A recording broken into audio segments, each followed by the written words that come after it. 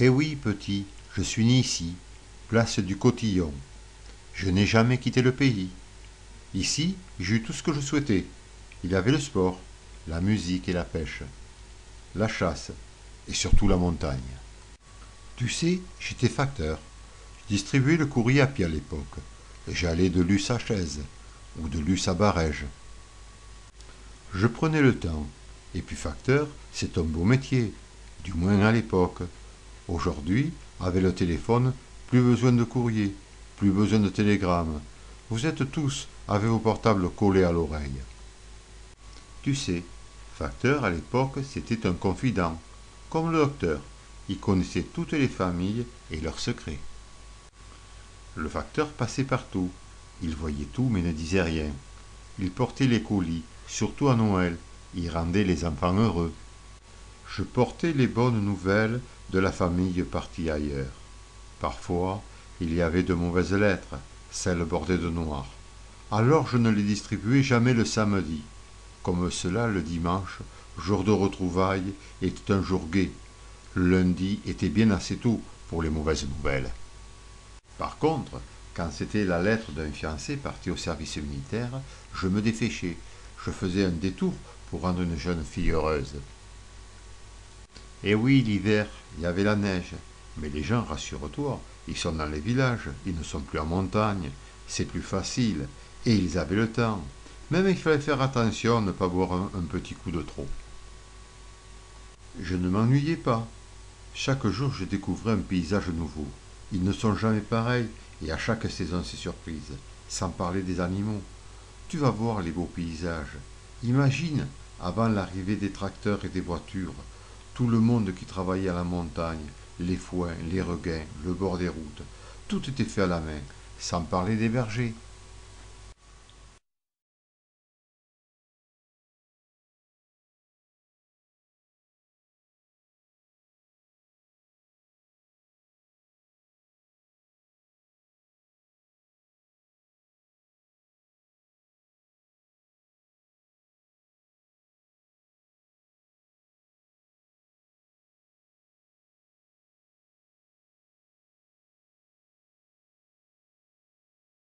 Je te l'ai dit, je n'ai jamais quitté le pays, ce pays toy qui m'a vu vieillir.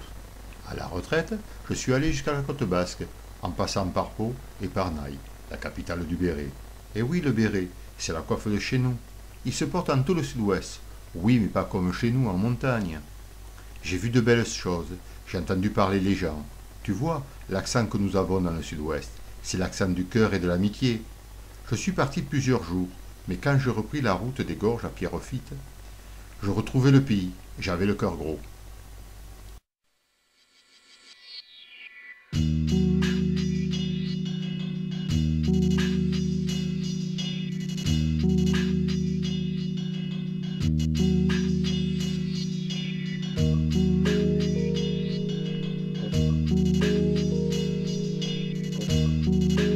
Regarde vers le Gave, et tu vois de vieux chemins qu'il enjambait. J'entends encore le tramway qui montait jusqu'à Luce. Si tu regardes côté montagne, tu vois aussi des vieux arches de pont. Les sentiers passaient là-haut. Et que dire des bâtisseurs? Ils n'avaient que des mules, leur force, leur intelligence, pour édifier ces ouvrages qui reposent actuellement dans la végétation.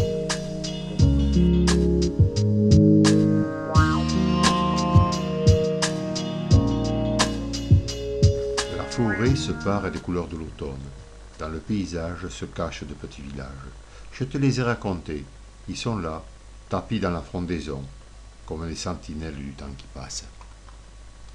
Nous partirons, mais les vieilles pierres seront toujours là pour transmettre l'histoire.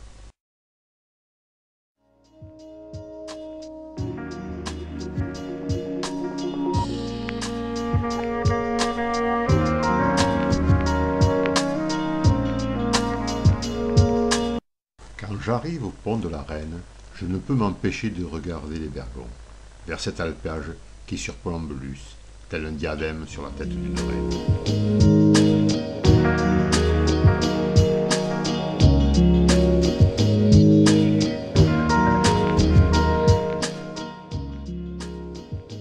Sous ce pont coule le Gave, tantôt calme comme nos agneaux, tantôt impétueux comme un taureau camarqué.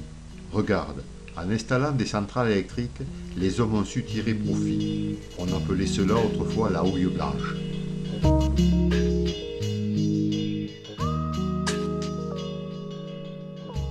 Nous sommes arrivés à Luce, chez moi, place du Cotillon. Mais cette balade m'a donné des envies. Je vais remonter, peut-être pour la dernière fois au Bergon, sur cet alpage où jeune, j'allais faucher avec mon père. Je suis parti de bon matin. J'aurais pu prendre la piste pastorale, mais j'ai préféré refaire les chemins ancestraux, le pont de l'égalité, Villenave, et tout droit. Ce n'est pas le plus facile, mais chaque pierre évoque des souvenirs. Sous la frondaison des noisetiers, j'écoute le vent et le bruit des animaux. J'aime les découvrir.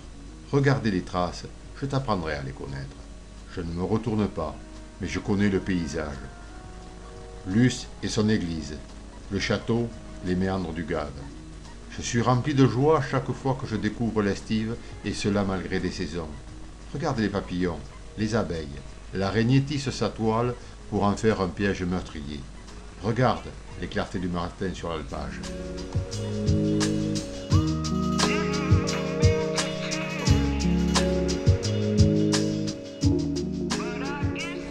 Assis à la fontaine des quatre hêtres, je souris en regardant l'Estive.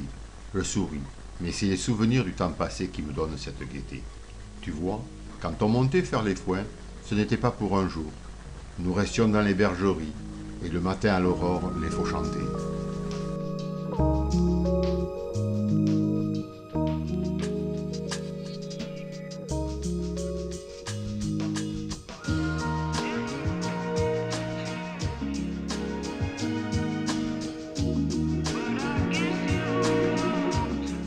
Nous allons faire un détour par le bois du Bualat pour surplomber la vallée. Tu vas voir comme c'est beau.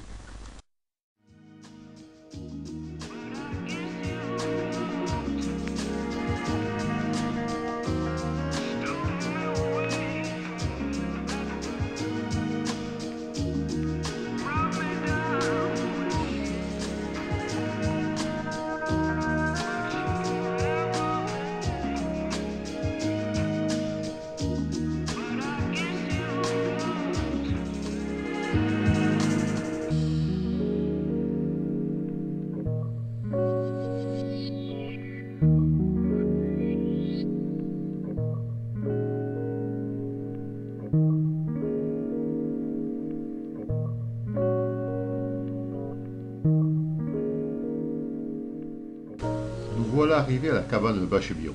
Il y a 5 heures que nous marchons. Même si nous avons fait des haltes, je me sens fatigué. Nous allons casser la croûte.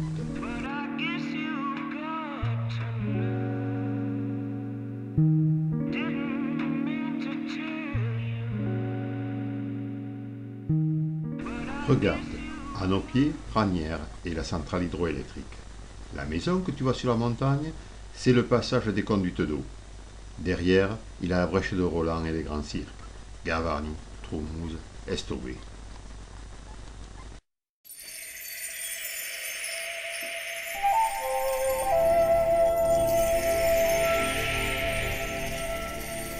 Allez, viens-t'en, c'est l'heure de repartir. Je ne me retourne pas, mais je sais que c'est la dernière fois que je monte au Bergon.